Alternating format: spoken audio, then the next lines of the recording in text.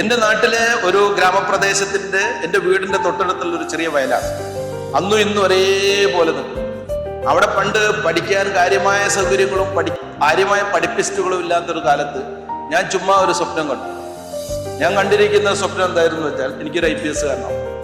എന്നോടിത് പുറത്ത് ഞാൻ അബദ്ധവശാൽ പറഞ്ഞവരൊക്കെ ചിരിച്ചു, കളിയാക്കിയിട്ടാണെന്ന് ഞാൻ കരുതുന്നു. പക്ഷെ എനിക്ക് ചിരിയൊന്നും വന്നില്ല, കാരണം എനിക്കത് നേടണമായിരുന്നു. അങ്ങനെ ഞാൻ ആ സ്വപ്നവും കൊണ്ട് കോഴിക്കോട്ടേക്ക് പോയി.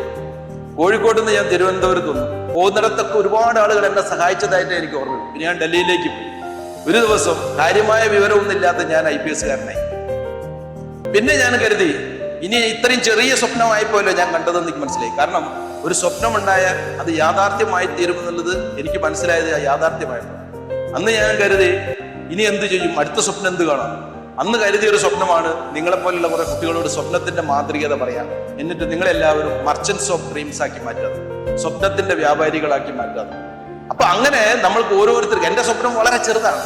നിങ്ങളൊക്കെ ഇന്നത്തെ 21st സെഞ്ച്വറിയിൽ ഞൊടിയിടയിൽ എല്ലാ വിവരങ്ങളും കിട്ടുന്ന ഒരു ലോകത്ത് ജീവിക്കുമ്പോൾ നിങ്ങൾ അച്ഛനമ്മമാരൊക്കെ നിങ്ങളെ വേണ്ടി മാത്രം ജീവിക്കുന്ന അച്ഛനമ്മമാരുണ്ടാവുന്ന ഒരു കാലഘട്ടത്തിൽ നിങ്ങൾക്ക് വേണ്ടി പഠിപ്പിച്ചു തരാൻ ഒരുപാട് വിദ്യാഭ്യാസ സ്ഥാപനങ്ങളും ടീച്ചേഴ്സ്മാരുണ്ടാകുകയും ഇതേപോലെ SPCയെ പോലെയുള്ള ഇത്രയും വലിയൊരു മഹത്തായ പദ്ധതിയിൽ ഭാഗമാകാനൊക്കെ പറ്റുന്ന നിങ്ങളെ സംബന്ധിച്ചിടത്തോളം എൻ്റെ സ്വപ്നം നിങ്ങൾ കാണരുത്. അതുകൊണ്ടാണ് ഞാൻ പറഞ്ഞത് നിങ്ങൾ എന്ത് ചെയ്യണം, അതിബൃഹത്തായിരിക്കുന്ന സ്വപ്നങ്ങൾ കാണണം.